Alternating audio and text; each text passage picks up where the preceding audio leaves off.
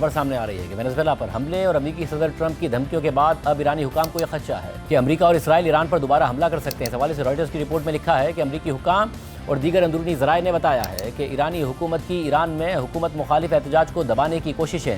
امریکی صدر ٹرمپ کی جانب سے مظاہرین کے حق میں مداخلت کی دھمکی سے مشکل ہو گئی، اور یہ دھمکی وینزویلا کے صدر نکولس مادورو کی گرفتاری کی وجہ سے مزید سنگین ہو گئی ہے۔ 3 جنوری کو امریکی خصوصی افواج نے نکولس مادورو اور ان کی اہلیہ کو پکڑ کر نیو یارک منتقل کر دیا، اور اس سے ایک دن پہلے امریکی صدر ٹرمپ نے سوشل میڈیا پر خبردار کیا تھا کہ اگر ایران کی قیادت نے سڑکوں پر نکلنے والے ایرانی مظاہرین کو قتل کیا تو امریکہ ان کی مدد کرنے آئے گا۔ ان مظاہروں میں اب تک کم از کم 17 افراد مارے جا چکے ہیں۔ رپورٹ کے مطابق ایرانی حکومت کے آپشنز ٹرمپ کی دھمکیوں اور طویل مدتی معاشی بحران کی وجہ سے محدود ہو گئے ہیں۔ ایک ایرانی اہلکار کے مطابق یہ دوہرا دباؤ ایرانی حکومت کے لیے فیصلہ سازی کی گنجائش کو کم کر رہا ہے، جس کی وجہ سے ایرانی رہنما عوامی غصے اور امریکہ کی سخت ہوتی ہوئی دھمکیوں اور مطالبات کے درمیان پھنس گئے ہیں، اور ہر راستے پر پہلے سے زیادہ خطرات موجود ہیں۔ یہی بات 2 دیگر افراد اور ایک سابق ایرانی اہلکار نے بھی دہرائی جو ابھی بھی ایران کے اہم فیصلہ سازوں کے قریب ہیں۔ ایک دوسرے اہلکار نے کہا کہ وینزویلا میں امریکی کارروائی کے بعد کچھ ایرانی عہدیداروں کو خدشہ تھا کہ ایران ٹرمپ کی جارحانہ خارجہ پالیسی کا اگلا شکار بن سکتا ہے۔